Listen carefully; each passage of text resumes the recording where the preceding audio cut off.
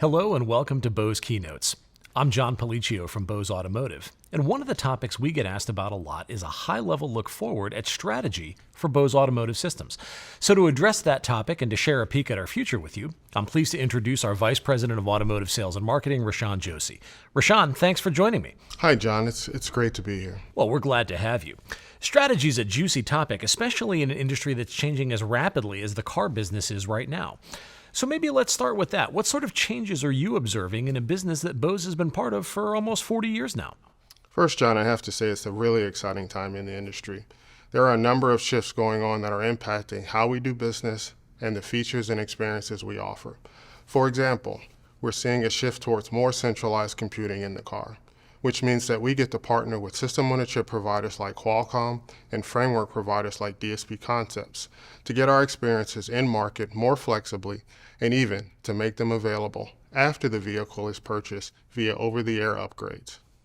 Some other trends in the industry are also affecting the way computing power in the vehicle is distributed. As EVs become more popular, for example, there's an architecture shift that comes along with the complete redesign of vehicles to be electrically driven. And in the short term, even things like the worldwide IC shortage are causing car makers to rethink the way they distribute computing power in the vehicle. That makes a lot of sense. And you talked just now about putting Bose experiences in the market. Now, when you say experience, what do you mean? It's not just about playing music anymore, right? That's right. There are a couple of other trends to be aware of that are starting to influence the kind of listening experiences we offer.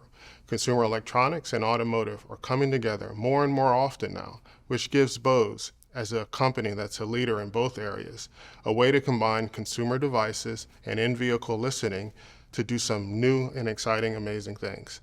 There's an increased emphasis on active safety, which brings with it an opportunity to manage things like ADAS and driver alerts more naturally than what's in cars today.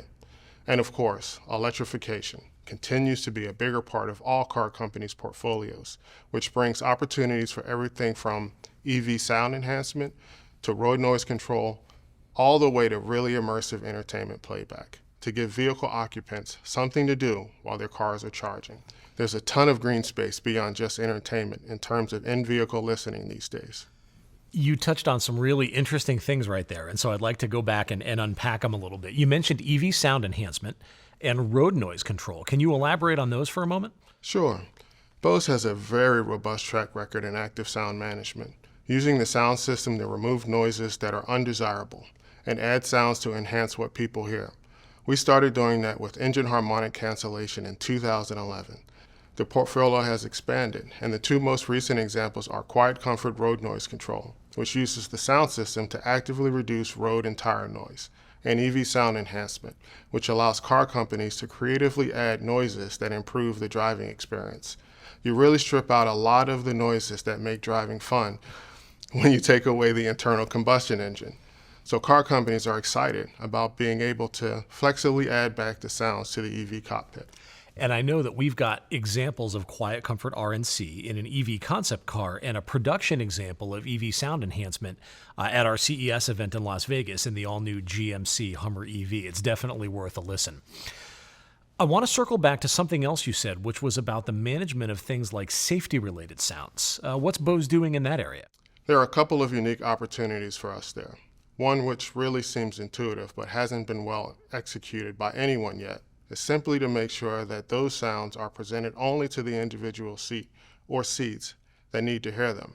The driver needs to hear things like navigation prompts and lane departure warnings, but the passengers do not. So we can play those sounds using our seat-centric technology, so they are played to the seats that matter and are minimized in the seats that do not need to hear them. That seat-centric experience extends to things like phone calls. The music can keep playing when the driver is on a call, and even the ability to change the volume from seat to seat and row to row so everyone in the car gets a more personalized listening experience. I feel like my kids, for example, would really appreciate that, right? So the sounds only play in the seats and at the volume levels that are appropriate for the situation. Got it. You know, John, I think my kids would really appreciate that too. But it's a lot more than that. The other things we can do is render those sounds from the direction where they make the most sense, making them more intuitive.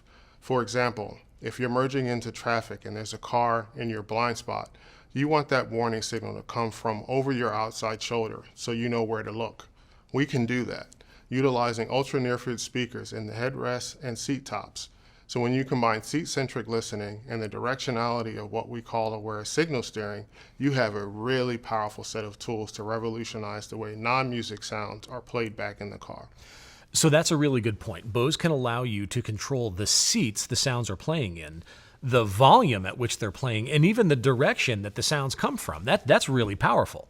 Well, we believe that sound is the most powerful force on earth. And we've got some of the best engineers in the world working on finding ways to bring those amazing experiences to market in the next couple of years. Getting into a car in 2024 or 2025 is definitely going to be a more enjoyable and a more cohesive, intuitive driving experience than we can offer today. It has to be. People expect more from their cars. I certainly do. And we're well positioned to deliver because sound is our superpower. Well, I, for one, can't wait. Rashawn Josie, VP of Sales and Marketing for Automotive, thanks for joining me today. And thank all of you for watching. We'll see you next time on Bose Keynotes.